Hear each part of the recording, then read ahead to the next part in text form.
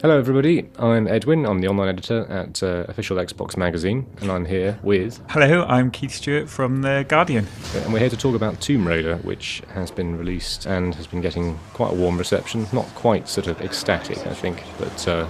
It's been quite guarded, hasn't it? It's getting lots of 8 out of 10s, so I think there's a lot of enthusiasm for it, but there's people wondering about the change in direction for the game, I think. Are you not so convinced by the new Lara? I don't know. I mean, I think what they've done, I think they had to do.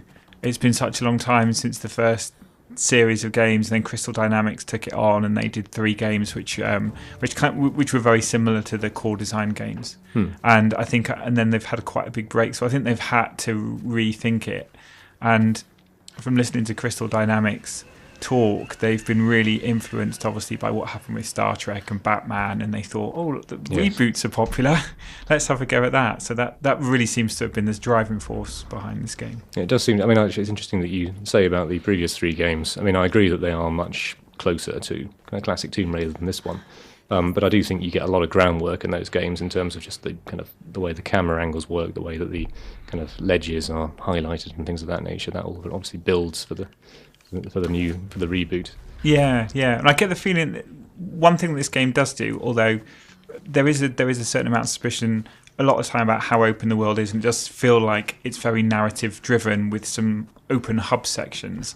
But from what people are saying and from my experiences with the game, things like the climbing element are much more open than they are in Uncharted. So you get much more of a feel of Lara interacting with the environment in a kind of naturalistic way. I don't know if you agreed. No, I think it's. I mean, the whole open sort of versus linear part of it is quite interesting actually, because I feel like it occasionally either doesn't communicate what it wants you to do, or can't quite decide for itself what it wants you to do, or something. Because I mean, there are some.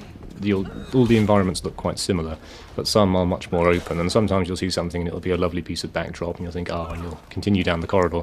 Other times you'll be like, actually I can go and hunt that, or I can go and explore that, find some salvage, or whatever it might be. But I do think it's quite elegant. I just think it's perhaps not always as obvious. Yeah. I mean, I guess we should probably talk a little bit about the setup for the game, and the fact that it starts with Lara as, I think, a 21-year-old. Yeah, and she's left university, and she's decided, as we all do when we leave university, to go and find a mythical island in the South Pacific.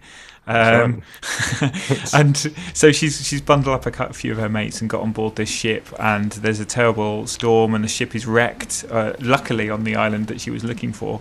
But unluckily it's full of psychos and ne'er-do-wells who wish Lara and her friends a lot of harm.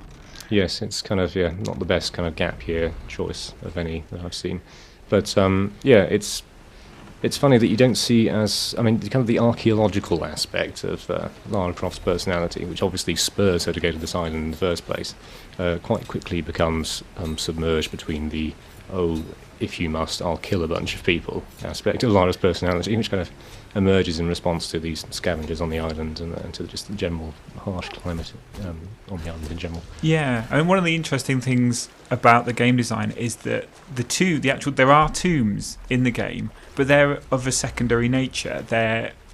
Most of them you can decide to go and explore them and solve the puzzles. They're not part of the main thrust of the gameplay, so it's almost a slight casual nod to old school Lara, but it's a nod you don't have to follow, which is kind of weird in a sense. It's like the whole heritage of the game becoming a sort of sideshow. Yeah, it is strange. I mean, although I do think that actually the optional missions are some of my favourite parts of the game, just because actually you get a sense of what Crystal might have achieved with, say, the original format for Tomb Raider, if they just built in some of the kind of narrative vehicles that they have in the new one. Because I mean, as you explore these side missions, Lara comments on things as she passes them. She might say, that looks like late Mayan, blah blah blah blah, or she might, yes, you can see there's a kind of evidence of a kind of a servant aristocracy kind of relationship here or something, and that's all completely incidental, and it's actually all lovely because you're just solving the puzzle as you probably would any Tomb Raider puzzle, regardless of release year, but you just have that much more context and it gives it much more I don't know, naturalness. Yeah. I mean, it feeds much more back towards Toby Gard, the guy who originally came up with Lara Croft, was very heavily influenced, I think, by the Indiana Jones films, and she was always meant as a female Indiana Jones. So those moments where she's talking about relics that she's found and mythology, they really hark back to Indiana Jones. Whereas the rest of the game, Crystal Dynamics have talked about how First Blood was an influence and Ripley from Tomb Raider was an influence, and things like they were really heavily inspired by the film 127 Hours. This whole idea of people discovering themselves through enormous hardship, and I don't think you can argue, and looking at the footage now, you can't argue that Lara goes through a heck of a lot of hardship on this island. Some would say she goes through a bit too much hardship, really. I mean, like, there are times when, every platform will collapse, everything will have some sort of hidden spike.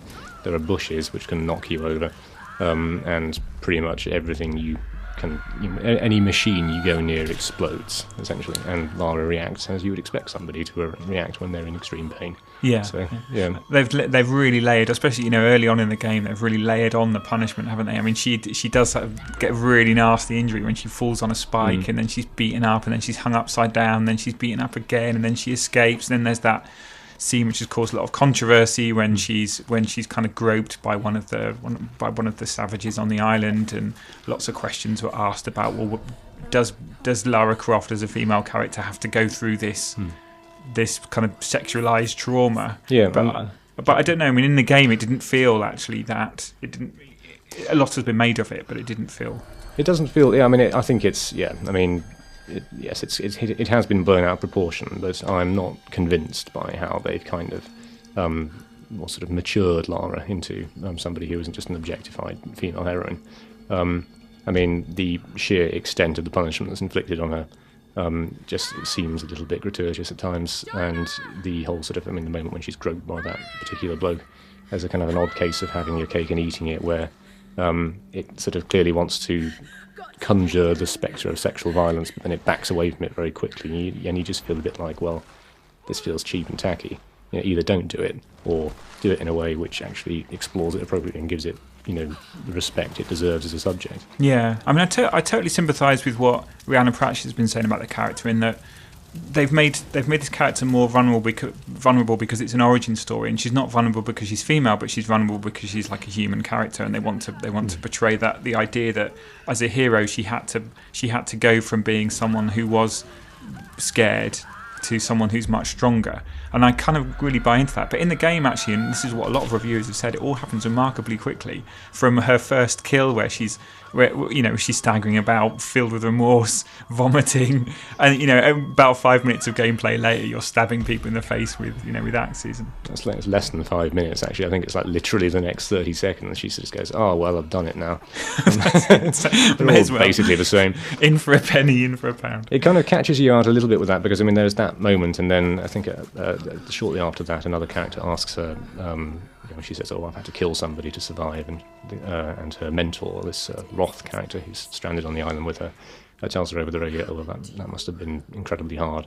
And she's like, "Actually, what disturbs me is how easy it was." And I thought that was actually quite a nice response to the, criticisms of it being quite a laboured transition. Actually, it can be easy. I wonder if it is then a problem in some ways with storytelling through video games, because I think those kind of big transitions, which are like in a film, they can really telegraph a character very quickly changing and becoming more determined, and they can do that through lots of close cuts to faces and that sort of thing. They can really control the experience and show you a character changing. But in a video game, I think it's much harder for them to show quick character turnarounds. Maybe it's not Crystal Dynamics' fault. Maybe it's the medium. I don't know. It's definitely a larger problem, isn't it? I mean, I think there's a definite incongruity between the cutscenes and the sequence where you're given control.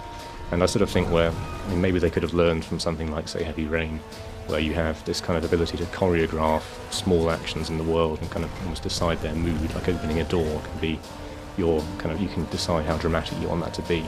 I don't think that's a perfect game by any means, but I feel like that tries to bridge that division, whereas Lara Croft is just happy to kind of be one person in the cutscenes and a completely different person when you're in control. Yeah, ludonarrative dissonance. Yeah. I love using that phrase. Yeah. It's not one you can usually pull out in the pub on a Sunday afternoon. Well, you won't have much of a conversation afterwards. No, depending on who you're talking to. You just, exactly. People will just get up and leave. Actually, you mentioned Heavy Rain there, and obviously there's a similarity here in the use of quick time events. These kind of choreographed action sequences where you have to press you have to press a button really, really quickly to get the next sequence type, which I've never been keen on, even when they were used in Shenmue, which is a lovely, gorgeous, beautiful game on the Dreamcast.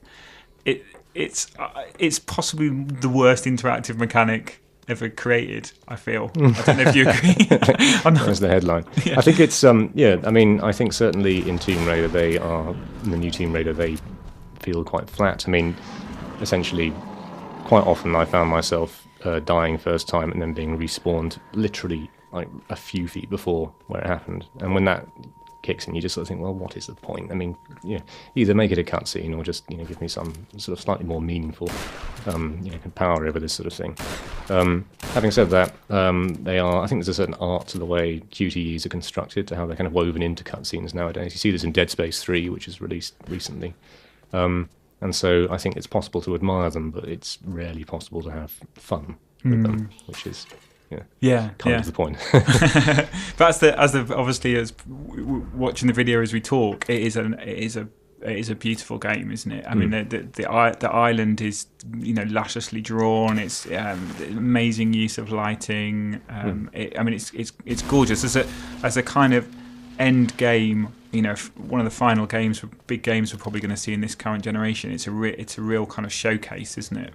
It is stunning, and it's as I say, I mean, when it does branch, when it becomes a more open game, that's all the more impressive, because obviously they don't have the luxury of setting the parameters quite as definitely as they do in the corridor moments. But I think in particular the animation system, because is worth picking up on, because I'm sure you can see here, I mean, there's definitely some Uncharted / Assassin's Creed sort of DNA in there in terms of how she tackles handholds and ledges and how she sort of moves across beams and things.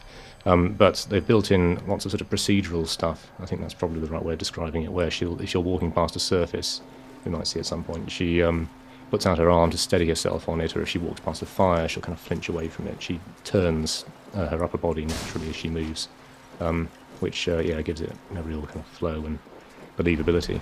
So I think I agree. It's a stunning game, and it's nice to see stunning games. Obviously in the wake of next gen reveals, and with all these games being demoed on high-end PC builds for console.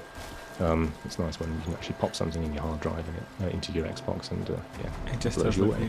Yeah. So.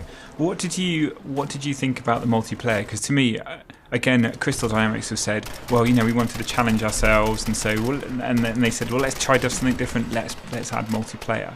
But I felt that with Uncharted, when they added multiplayer, and with Assassin's Creed as well, you really got the sense that they were trying to explore that idea of multiplayer. Assassin's Creed had that whole kind of cat and mouse feel to the multiplayer, and Uncharted had some of the character and narrative in its multiplayer. But Tomb Raider really does feel as though they've almost bought in, an identikit IKEA multiplayer. No, it's completely. I mean, it's not bad. It's it sort of hangs together. The maps are quite readable. You can kind of you jump into them, and you're immediately kind of forming strategies as you run. But this is exactly the same. Sort of progress ladder sort of driven third-person shooter we've been playing for about 5 years now. You've got 2 weapons. You've got grenades. You've got kind of booster abilities you can plug in. And there is there's a sprinkling of the acrobatics you get in the main game, in as much as you can climb up surfaces with the climbing axe, you can use zip lines and things of that nature. But it's if you play any third-person shooter online this generation, you'll have played this one, and you'll have probably played a better version of this one. So I'm I would rather. I think you were saying earlier actually you'd rather they'd have spent more time on the single player, maybe added some more chapters to that campaign, because it's not the longest game in the world. No. How long have you been playing so far? It's not. I've got about sort of 3-4 hours in, but it's I think it's kind of in the 10 sort of hour kind of range. It could definitely do with some more meat on the bones, but then I guess that's what DLC is for. Yeah. So yes. Yeah, then I'm sure that'll be springing up soon, won't it? Probably, yeah. No, I'm sure they'll start talking about it in the not too distant future. And so, do you think at this point, I mean, is this a version of Lara that you want to see, kind of perhaps, well, either taken forward into another game that's very similar, or maybe taken into a completely different kind of Tomb Raider game? And what do you think they should do from this point on? I think they've. It's going to be tricky for them now because they've played that reboot card now, haven't they? And they can never play that again. And a lot. I think obviously we've seen the second Batman reboot film. We've seen Christopher Nolan's follow-up and to Batman Begins, and that was really, really good. We've not seen yet the Star Trek what they do with Star Trek now. It's been rebooted. I think once you've played that, let's go back to the beginning card. It's quite difficult. So I would like to see. I mean, I think it's an enjoyable and interesting game, and a beautiful game in a lot of ways. And I think I'd like to see.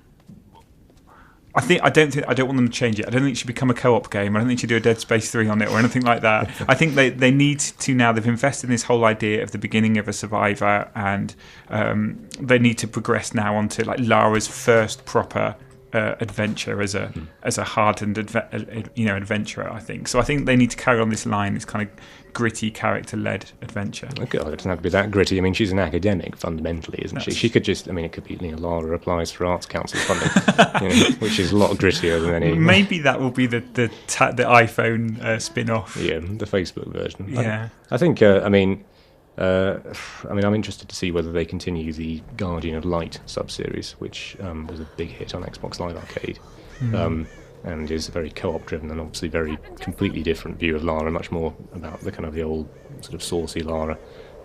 Saucy Lara, yes. Lara sauce, whatever. But and I hope they keep that game because it just seems like something that would get them a lot of goodwill, and it's a completely different flavour to what they've got with the new Tomb Raider. Yeah. But I think I definitely feel they're doing the right thing. I think for this generation, it'd be interesting to see what happens with Lara in the next whatever they call the next Xbox. Well, yes. Well, we shall wait and see. Well, Okay, so that's Tomb Raider by Crystal Dynamics, published by Square Enix, and it's out now on PS3, Xbox 360, and PC. Thanks for listening. Thank you. Bye-bye.